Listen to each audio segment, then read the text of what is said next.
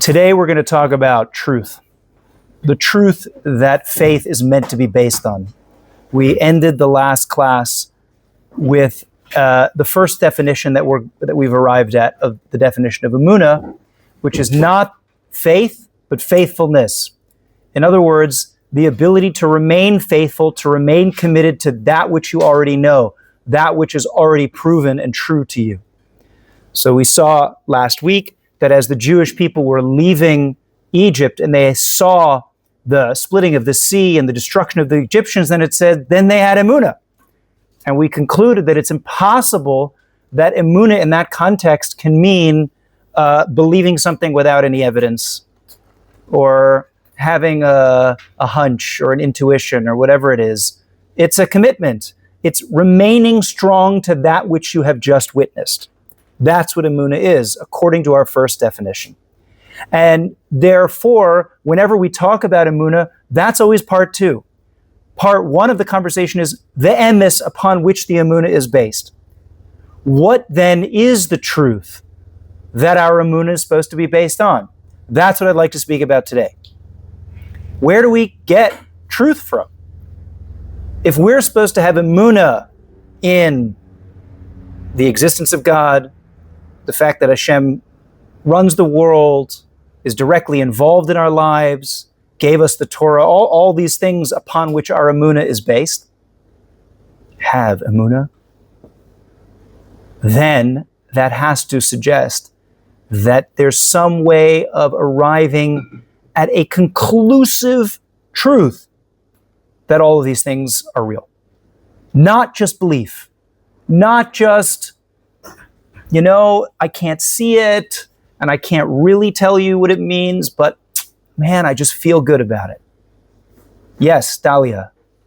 To be 100% confident in something's existence, when something that is by definition beyond our comprehension, isn't that a little tough to insist of us?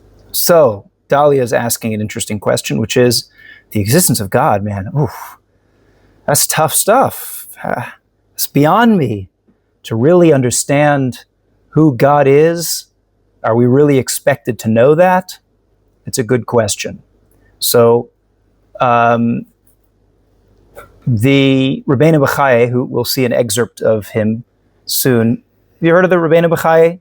So there's actually two Rabbeinu B'chais. There's the Rabbeinu B'chai ibn Bakuda, who I believe was a 10th or 11th century sage who wrote Chovos HaLevavos, the duties of the heart.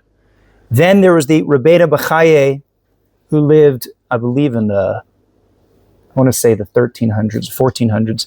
He was a student of the Rashba, who was a student of the Ramban, and he quotes the Ramban very often, and he has a very magnificent work on the Chumash. It's those green svarim over there, Rabbeinu B'chai, where he brings the pshat and the drush and oftentimes Kabbalah in his interpretation. Really a very cool work by a Rishon. It's a very important parish on the Torah.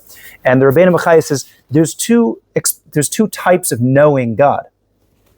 So this directly addresses your question, Dahlia. One type of knowing God is knowing his essence. And that's something we can never reach. That's something that we can never grasp. Our mortal, finite brains are simply incapable of understanding the true unity and nature of God. But knowing that God exists, knowing that he created the world, being able to look backwards at the creation itself, and through that being able to derive that there is something that we call Hashem, the creator of the world, who's infinitely knowledgeable, infinitely powerful, is intimately involved in the affairs of this universe. That we can know. That we can know. And the question for today is how? How do we come to a level of certainty about that? So, what do you think? How do we come to a truth, a level at which point we can say it's incontrovertible that God exists? How would we do that? What do you think? And by the way, you can answer this question even if you yourself are not there yet. That's what we're here for. Remember, first class, we brought the Nesivos Olam, who said that the mitzvah of Emunah doesn't mean I now have Emunah. The mitzvah of Emunah is I strive for Emunah. So, we're all on our journey. But if you could give an educated guess, how do you suppose we'd go about trying to clarify without relying on belief or a good feeling that there is a God? Yes. Delve into creation. Delve into creation. What do you mean? Like the awesomeness of it. Okay, great. Look around, the complexity of the butterfly's wings and the human retina, and there you go. There must be a creator. Okay, cool, great. So looking at proofs in nature. Great. What else? How do you know there's a God?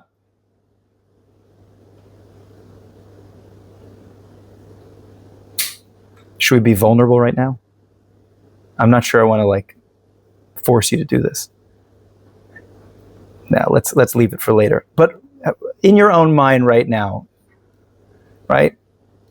Think about at the beginning of this class, what percentage of the way there are you? You don't have to blurt it out. It's kind of a personal thing.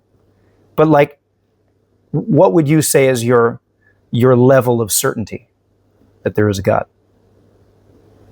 So, and then maybe we'll check it at the end of maybe next class, because we're going to spend the next 2 classes talking about how our sages understood the way to get this mitzvah, how to arrive at a level of clarity and truth that God exists. Because if we've just ascertained, remember guys, let's be very methodical about this. We've just said that the mitzvah, the commandment from Hashem, I am Hashem your God, in the first commandment, or V'yadata hayom, you should know today, V'ashev osa el levavecha, and place it in your hearts, Ki Hashem hu Elokeinu b'shamayim v'la'aretz, right? B'tachas ein od, that Hashem, He's the God in the heavens and the earth, and there is no other. You have to know this. So in order to get this mitzvah, so we're now saying that it's not enough just to say, believe. We have to actually base it on some real sense of knowledge, something real that we can sink our teeth into.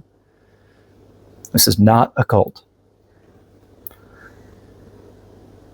Okay, so how do we do that? So think about it. How would you go about doing this? Let's make it a little bit easier. Let's say your friend, a non-religious friend, comes up to you and says, I'm interested in trying to verify if there's a God or not. What do you suggest I should do? What would you tell your friend? Speak to a rabbi. Speak to a rabbi. I'm educated enough. Yeah. You know, they say that on Rabbi Moshe Feinstein used to give out smicha, used to give out rabbinic ordination, and on some of the smichas, on the back of the smicha, he would put his phone number. And he'd tell the person, if you get a hard question, just call me. That's how confident he was. No, not in all the smichas, I don't think. I'm sure there were some people who he was pretty confident that they had earned, that they really could. But no, because I think, because I think that, speaking from personal experience, it's one thing to pass a test. It's another thing 5 years, 10 years later to still be holding in those ideas and with such clarity that you'd be able to confidently tell somebody, yes, this is us, or yes, this is mutter. It's a really hard thing. It's a really hard thing. So what do you say? What do you say? Besides speaking to a rabbi. You're the rabbi. They're not going to go to a rabbi. They're not going to go to a rabbi. Yes, you just walked in. Remind me your name. Miriam. How could there not be a God? How could there not be a God? Okay. Explain yourself, Miriam, because there's a non-negligible percentage of the population, especially in the Western world, that thinks the exact opposite of you. How could there be a God? Well, they probably never really thought about it. So what would you say? I don't know, how, you think the world just happens, if it just happens. Okay, how did we get here? Great, good question. So a lot of people will point to the existence of anything, as being a pretty good proof for God. They call that the first mover argument, right? That you don't look at anything in the world and say, well, that must have been there forever. Everything has a beginning. So this too must have a beginning. And if it had a beginning, then there had to be something that caused that beginning. The first cause. Yeah? Okay? Ayelet? I think that so many people will want to argue that, in fact, that humans and life itself is meaningless, because how do you know that there's meaning? There's no way to prove that. But I feel like just in the fact that humans constantly want to find meaning and purpose, and want to be at a higher level than just living like animals, shows that there has to be something. Interesting. Okay. All right, Ayala. So let's take everyone through this interesting line of reasoning. Okay. Let's look at humanity. We're curious creatures, aren't we? We have some very strange behaviors. And one of those behaviors is we have this almost annoying need to find meaning in our lives. Like, wouldn't it be easier if we didn't? I think I spoke towards the beginning in one of the earlier classes about the rat from Ratatouille. Isn't there more to life, as he's rummaging through the garbage can? There are no rats that do that. But almost every human who's honest with themselves needs to find some value, some meaning, greater meaning, a transcendence in what they do. And you have to ask yourself, well, why is that? So maybe an evolutionary biologist would say, actually, there's a real evolutionary reason for why humans developed this need for meaning. Maybe that's what drives our survival. Maybe yes, maybe no. You could make an argument the other way, which is that sometimes it's detrimental to our survival that we keep needing to have meaning. Maybe if we simply just ate, slept, reproduced, we'd do a lot better in life. I don't know. I could hear both arguments, but it is an interesting observation. And I don't think that I think that there is value in it to say that this need for meaning can't come from nowhere. Can't come from nowhere. Okay? Great. Good. Okay. So we have looking at the beauty of nature. We have asking where did everything come from.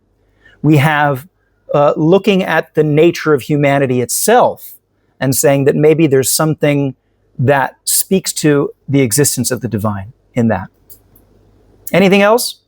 Where would you point to? Where would you look to try to prove the existence of God? Okay, so this is what I want to do today, and I think we'll continue into next class as well. So, Rabbi Moshe Chaim Luzzatto, the great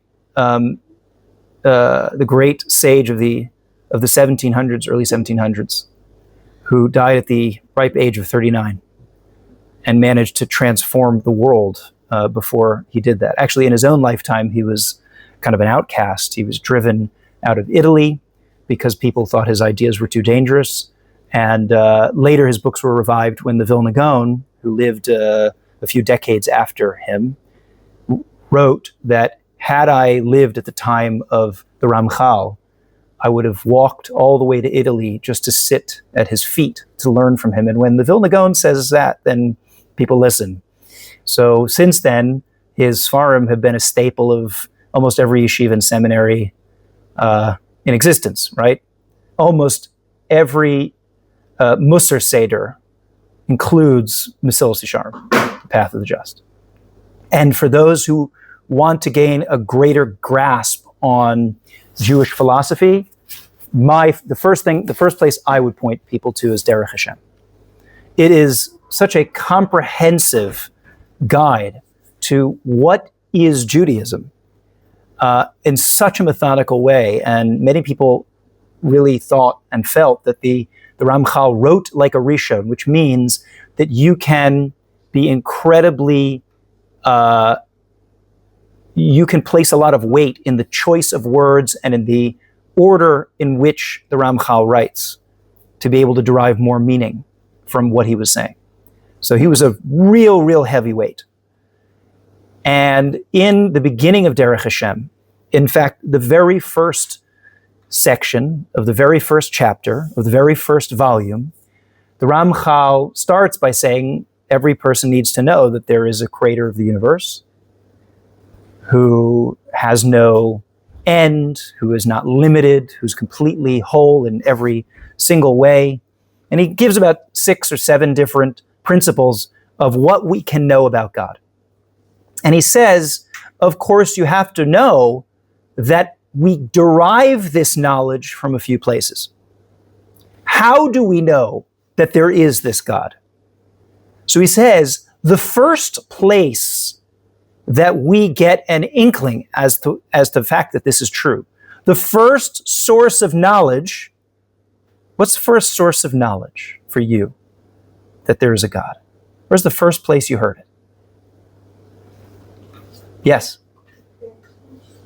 The creation, reading the Bible, the Torah. I would argue that there's probably a place that you heard it from before that. You, Shira. Where's the first place? So that this is the difficulty, right? Is that had we all been at Mount Sinai, we would never be having this conversation.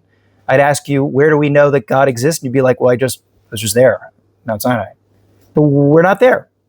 And God did that on purpose. There isn't a Mount Sinai in every generation. And this is part of the mitzvah of Emunah, as we will soon see. Yes, Liel. I was going to answer your question before. Yeah, go ahead. Parents. Our parents. Yep. Like my mom, at least, she made sure we all of my siblings, we were very familiar with religion, and we, not only did we love it, but like she made sure that it was a big part of our lives. The first place you get your Emunah from is your parents. It's not an accident. In fact, it's a pasuk. So in Parshas Ve'eschanan, I will get you these sources next week. Please God.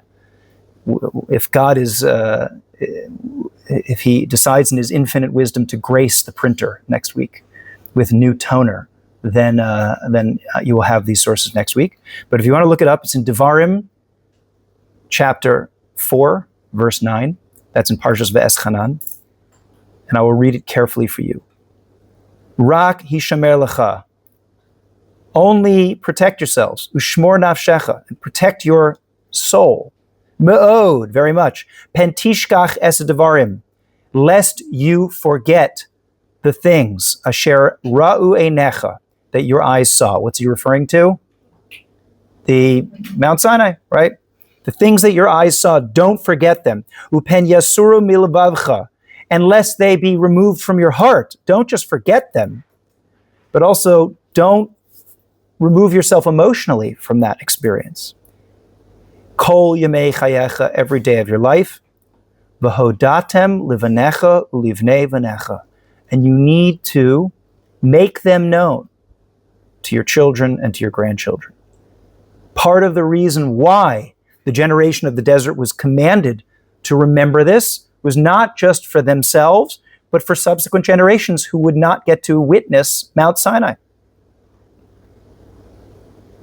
And so part and parcel of Emunah is getting this idea that somewhere down the line, 60 generations ago, 70 generations ago, not that many generations when you think about it, somebody stood at Har Sinai and witnessed God directly.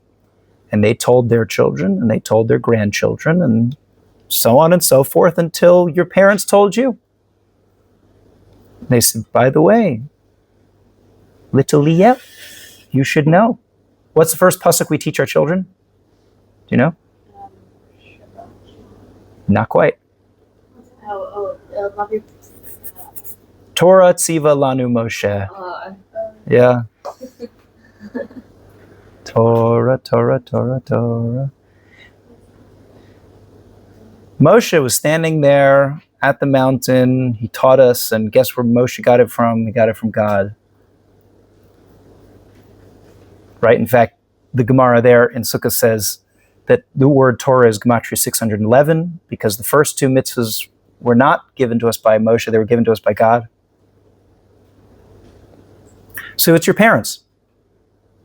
So let me ask you, how, on a scale of 1 to 10, how reliable is that source? That your parents told you that there is a God? Very reliable. Shira says very reliable.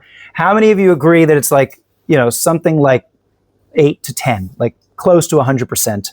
That the fact that your parents told you that there's a God, that's enough upon which to base your emunah. When I was younger, sure. It is. What about even today? It's not. Liel says yes. Anyone else? Hannah? Good? It is, but There's more to it. Now hold on a second. Okay, I know. Fine. We'll get there. Hannah, why do you think that's good enough? Strong proof. Strong proof. Someone says to you, how do you know God exists? My parents told me. Well, because parents is also coming from their parents, and like what we just said. Great. It's not just them. Right, it's not just them. They got it from someone who got it from someone from got it from someone, and eventually it goes back to the person who literally was there. Good? Miriam says no. No. Why not? The most reliable source is a primary source, and then the secondary source. The farther from the primary source it gets, the less reliable. Yeah, okay, fine. So you have we don't do, so okay. So all right, absent of a primary source, we don't have Mount Sinai today. Well, I don't think you can call it a reliable source. So it's not reliable. So okay. The French Revolution, did it happen? Yeah? How do you know? Primary sources. Really? Do we? We have history books. It's easy to find a primary source. What? It's really easy to find a primary source because people wrote about it when it happened. Okay, so we have people who copied things that were written back then, who copied them, and they said, I know this is a primary source because I saw it written in an earlier book, and they saw it written in an earlier book.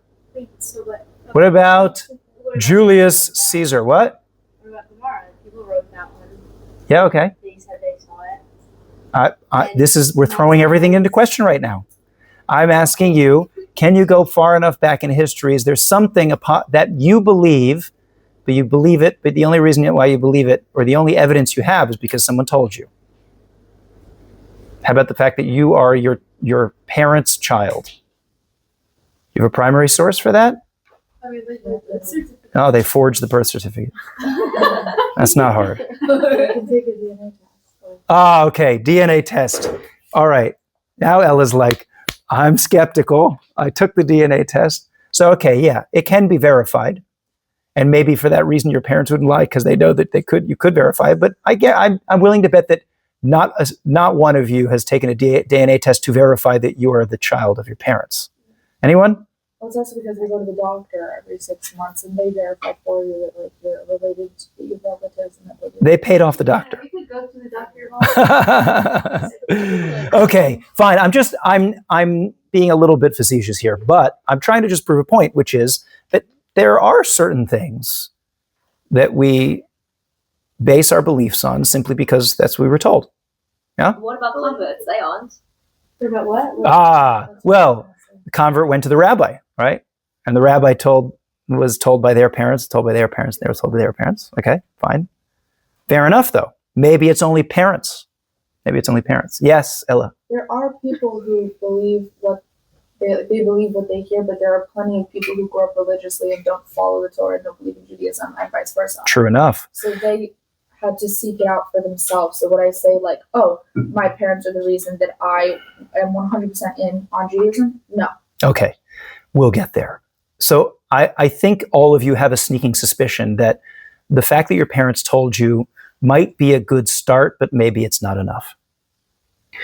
But before we move on to part 2, I just want to lean in a little bit to this idea that there is some element to the fact, there's some idea, there's a lot of truth to the idea that a lot of our truth claim does, in a certain sense, revolve around Masorah, that which we have received. So if you go to Nachmanides, the Ramban, on the pasuk that I just quoted for you, the Ramban says something really fascinating. The Ramban says it is extremely important to remember Mount Sinai. It's actually a mitzvah to remember it. And he says, exactly as we said, one of the reasons why is because it's extremely important for us to be able to pass it down to our children. Now, he adds a line here which has become quite famous amongst the many famous quotations of the Ramban in his Parish on the Torah. And he says,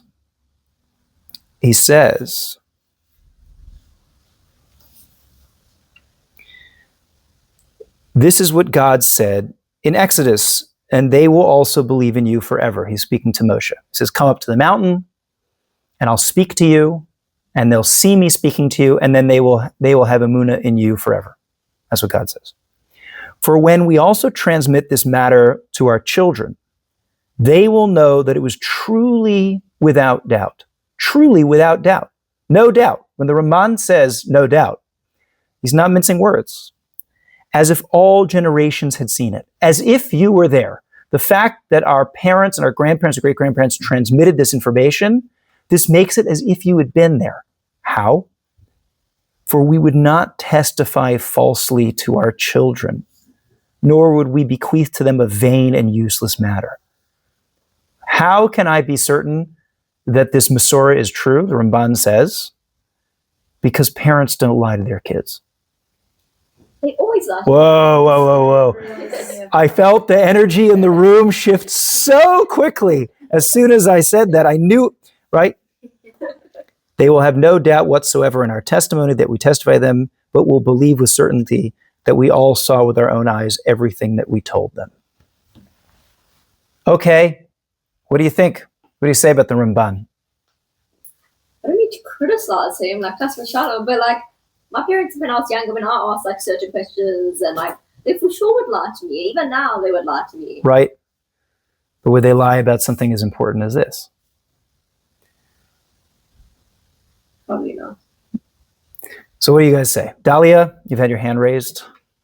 It's like what I was gonna say before kind of is like it contradicts what I was about to answer about this question.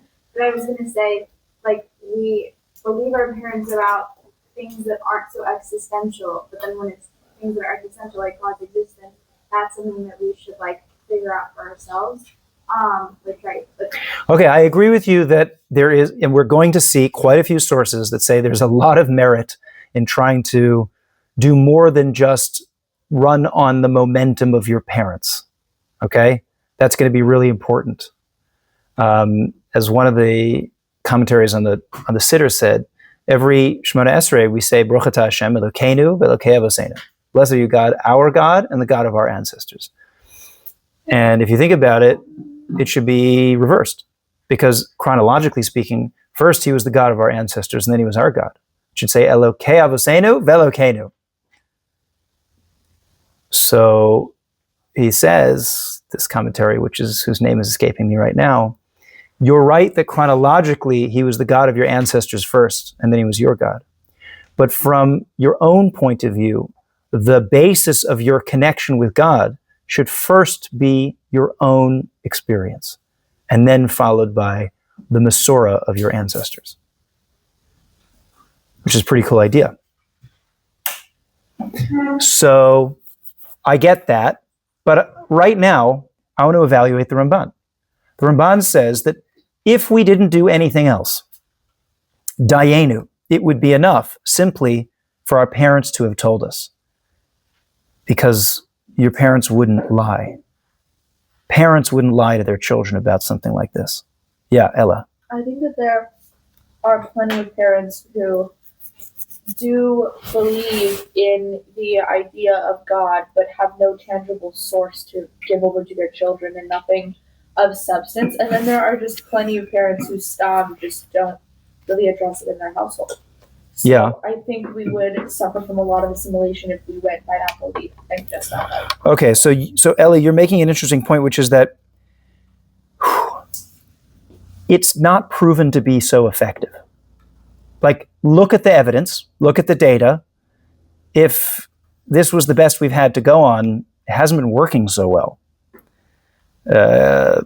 generations, probably, only a few generations ago, large percentages of the Jewish people were lost to the Enlightenment, the Haskalah in Europe, and then a whole nother generation of Jews who kind of lost touch after immigrating to, leaving their homelands, whether it was in the Sephardi countries, whether it was in the Ashkenazi countries, and then their kids grow up feeling very disconnected from their parents' religion, and they might have been very religious people, and yet it wasn't quite enough to know that their parents really believed in it.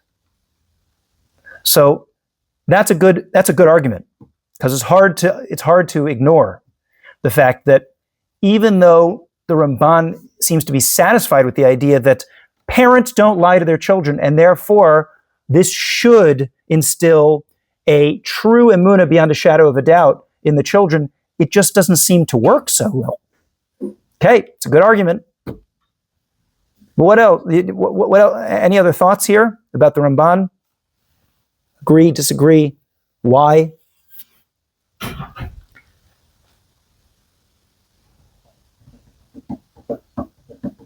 I think like what Ella said, it's like it's not the most like. Also, I don't want to critique what he said. No, we're here to challenge. That's how we learn. Right. We read a great rabbi who's greater than you or I will ever be, ever, and then we start to ask questions on him and say, well, I disagree. And we're allowed to do that. Yeah. Assuming that we come with a great respect and reverence for the person with whom we are disagreeing.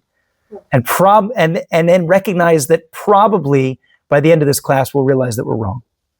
But that's okay. Yeah. That's how we learn. Yes. I agree with Ella because as sad as it is, more times now than ever, a lot of people are going with, non-Jewish women, and they're not passing it on to their children wherever Sure. they're taught by their parents.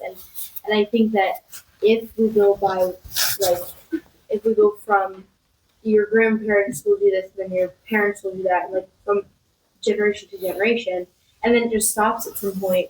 We're not really passing on that Masorah if it's not being passed on. Yep. Because, either we're not populating with Jewish kids, or we're not giving it over because it just doesn't fit for me. Yeah, it doesn't speak to me. It doesn't work for me. Okay. So that's an interesting point, which I think, whether you intended to or not, it might actually help be an argument against Ella, right? In other words, Ella's saying, look, the proof is in the pudding. It's not working so well. Yeah. However, you could argue back and say, well, maybe that's just because people have a Yetzer Hara. It's maybe they'll hear their parents saying, like, you must believe in God. But the way in which their parents presented the religion made it seem like it was so unpleasant that it's like, even if there was a God, why would I want to continue with that?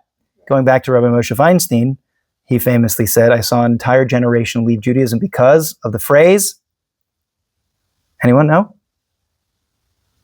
This is the only Yiddish I know. Es ist schwer sein a Yid. It's hard to be a Jew. Because their parents, Holocaust survivors and immigrants, raised their children with the notion that, yeah, not a good life. It's true. It's not fun. You're going to get fired every Friday. You're going to get discriminated against. People want to kill you. It's funny because today a lot of the resurgence of Judaism, you've heard of this phrase, the October 8th Jew. There have been many, many, many Jews that have been returning to their roots because people want to kill us. Isn't that amazing? It's like what for one generation turned them away is now like a turn on. It's like, wow, people really hate us. That makes me want to be more Jewish. So yeah, Ayelet, what do you have to say? Just I agree with the point. Just to add that I feel like that this opinion takes away personal belief and personal benefit. Because if Hashem created the world and we have free choice to believe whatever we want, and Hashem hides himself in this world. So if the only opinion is that everyone believes that Hashem is Hashem because that's what our parents told us, then it takes away the whole aspect of grappling with free choice with Hashem and with Emunah and everything else. Like, there's no room for person to Okay, cool. I like that point. Ayelet is saying that, hold on a second, if Emunah is like a real mitzvah, like what's the reward in that mitzvah if we just got it when we were 3 and never let go? If we were just taught that way, and it would be enough for our parents to just say, Hashem exists. Be like, great, Hashem exists. That's the end. Check that box. So where's our free will? Where's our own personal? So I agree with you. Again, we are going to get to a point pretty soon where we're going to say it's not enough just to have the Masorah of our ancestors. In fact, the Ramchal that I quoted to you earlier in this class, where he says that the first place we get this is from our ancestors. He continues on to say that, however, nevertheless, they can also be verified through rational investigation and through looking at science and through looking at the world and through looking at proofs, and that it's something that we really should consider. And there were many people, the Shlah HaKadosh, who were going to see the Shnei Luchos HaBris, another great thinker of Jewish history, he literally said, it's not enough just to get it through Masorah. It's not enough. You have to be able to engage on it on your own. You have to come to that conclusion on your own. It has to be Elokeinu and not just Elokei Avosenu. But before we go there, I want to try to present to you a compelling argument for the Ramban. And the best formulation of this argument, that somehow there's something truly reliable about our chain of transmission, has been popularized by what's called the Kuzari argument.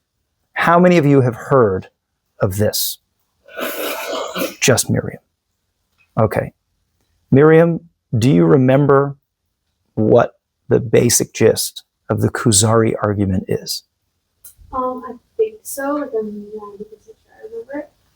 Isn't that the one where there's like that entire kingdom that like converted to Jews? So that is the Kuzari. The Kuzari is, so there was I think it was a 7th or 9th century kingdom called the Kingdom of the Khazars, who, legend has it, had a crisis of faith, spoke to multiple religious figures, and ultimately decided that Judaism was the correct faith and converted himself and his entire kingdom to Judaism.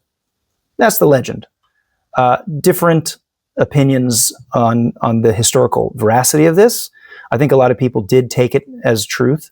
And Rabbi Yehuda Halevi, who was a famous Torah scholar and poet and kind of just overall Renaissance man in the 11th century, wrote a book called The Kuzari, which is a fictionalized account of the conversation between the king of the Khazars and briefly his dialogue with a Christian, a Muslim, a philosopher, and then the rabbi. And the bulk of the book is his discussion with the rabbi. And it's a foundational work of Jewish philosophy. It's maybe less methodical as Derech Hashem, but it is no less significant in terms of a single body of work which really does a good job of detailing, what it is that Jews believe. So in the Kuzari, he makes a passing remark, which is that which is something to the effect that that the divine revelation was something that was so commonly accepted in the ancient world. Everybody knew that there was a Mount Sinai, that not until recent history was it ever even under dispute that God spoke to the Jewish people. Everybody knew it. And not only that, but every one of the Jewish people knew it. So he said that alone is pretty good proof that it happened. Now you might be scratching your head and saying, wait a minute, what's the proof? Just because everyone thought it was true, that made it true? So in the last 30 years or so, this idea has been built upon, and probably the most well-known proponent of this argument is somebody by the name of Rabbi Kellerman, who I believe you have his books in this base medrash. Permission to believe, permission to receive. Yeah, it's one of the famous Jewish literature books that goes through the proofs of God and proofs of the divinity of the Torah. And so I just want to spend the next 5-10 minutes outlining the argument, because it's something that's really worth trying to grapple with, especially as we discuss this idea that there can be a real emunah based on our tradition. So what Rabbi Kellerman says is like this. This is the formulation of the argument, okay? So let's assume the opposite. Let's assume that that there was a great lie that was put forward and has taken hold in history. And the great lie is that roughly 3 million people were present at Mount Sinai when God spoke directly to every single one of them. Okay? So it's our job to try to uncover, when was that lie introduced? When in history could that lie have been introduced? So there's really only 3 options in terms of when the lie could have been introduced. Either the lie could have been introduced before it happened. So in cults, for example, a lot of times they'll say, don't worry, everything will be revealed. The great leader is coming. The great spaceship is coming. It's going to happen. So people's belief is based on an event that's going to take place in the future. Now, is that similar to our lie? No, because the lie is in the past, right? So it can't be that. Can't be a future lie. The other option is the lie is in the present. You are all right now witnessing divine revelation. Is that the lie? No. Now, there are some people who want to suggest that people were all under the influence of like magic mushrooms or something in the desert or something like that.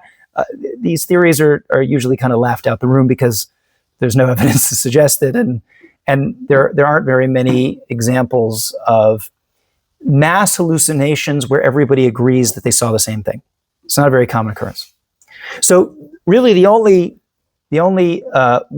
type of lie that this could be is a lie in the past, is at some point later in history, someone got up and said, your ancestors all heard God speak. Okay? Now, if we're discussing how religions start, most religions start this way. Somebody gets up and says, you'll never guess what happened to me last week. I was like wandering around in the desert and I was meditating, and then God spoke to me and he told me X, Y, and Z. So that's usually how the lie starts. Not the lie, the claim. Lots of religions have truth claims, and virtually every religion begins with a very similar truth claim. And the truth claim is, there's one charismatic leader, and the leader says to a bunch of followers, God spoke to me and told me this. And it's very hard to falsify that truth claim. In other words, it's hard to fact check. So if he's a pretty charismatic guy and he starts saying things that are really beautiful and powerful, you're like, wow, this guy must have spoken to God. However, when it comes to the Jewish lie is unique in history. And the reason why is because it's the only religion where the claim is not God spoke to me. The claim is God spoke to every single one of your ancestors. So at some point in history, people, the secular scholars who were trying to figure out who is this person that introduced the lie, maybe it was Ezra, maybe it was the Hasmoneans, whatever it is in history, somebody got up and said, you, 10 generations ago, all of your great-great-great-great-grandparents, they all heard God speak. Now, what's the difficulty of this lie? Excuse me, how come my grandparents never told me this? Why is this the first time I'm hearing this? It's one thing for me to say something about my own experience, but it's another thing for me to try to introduce a lie that that says something about your ancestors' experience.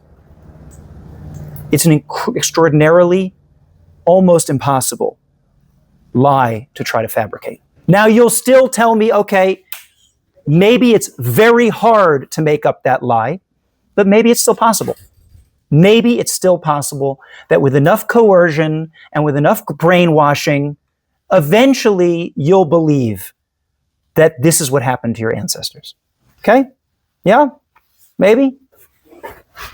I mean, not to draw on a sensitive subject, but there's an entire generation, a few million people who live not too far away from us right here, who believe that the state of Palestine has always existed.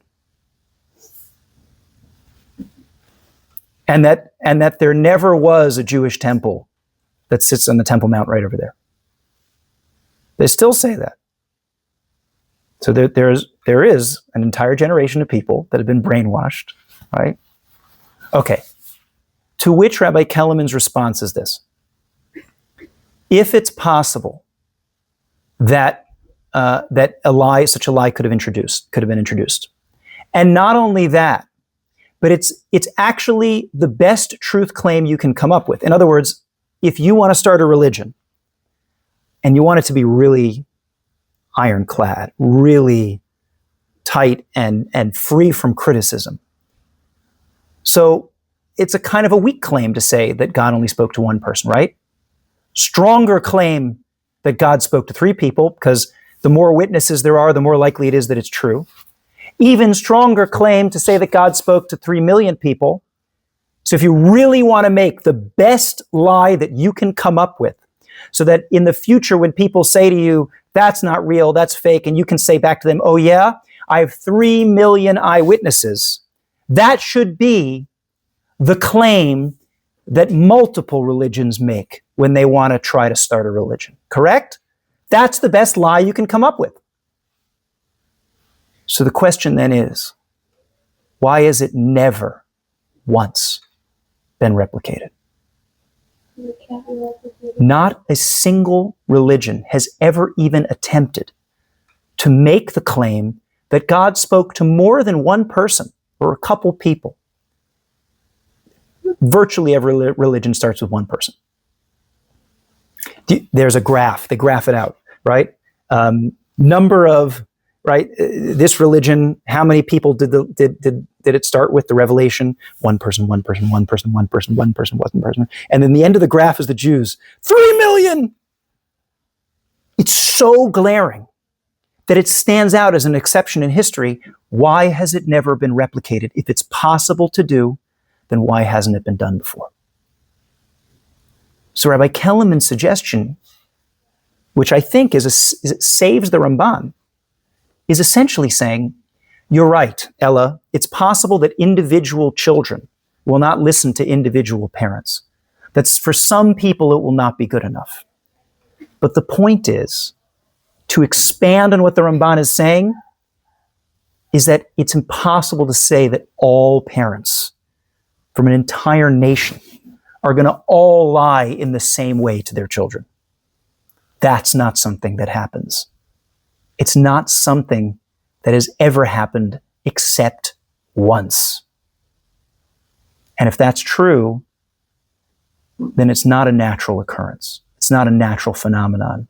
It's something that is so infinitesimally impossible to conceive that the more rational explanation is that, indeed, 3 million people did witness God at Mount Sinai. So if we're talking about Masorah, if we're talking about tradition, tradition alone might be one of the strongest arguments we have that God exists and that the Torah is true, is because we have a claim that says that this was not passed down just by one lineage, but by 3 million, or at least, let's say, there were 600,000 families present, 600,000 concurrent games of telephone. And at the end of the rope, at the end of the game, they're all saying the same thing. Or most of them are. So now it's a pretty compelling story to say that they all indeed started with the same thing. Yeah? So this is the beginning. This is how we build our knowledge, knowing that God exists. Next week, we're going to continue on with this exploration of how we come to the truth, how we come to know for a fact that there is a God. And the way we're going to do that is what a lot of you have been hinting to this week, which is that in addition to Masorah, in addition to what we've received, there also has to be a personal exploration as well. There has to be some way of us being able to derive it from first principles too, and that's what we'll do next week.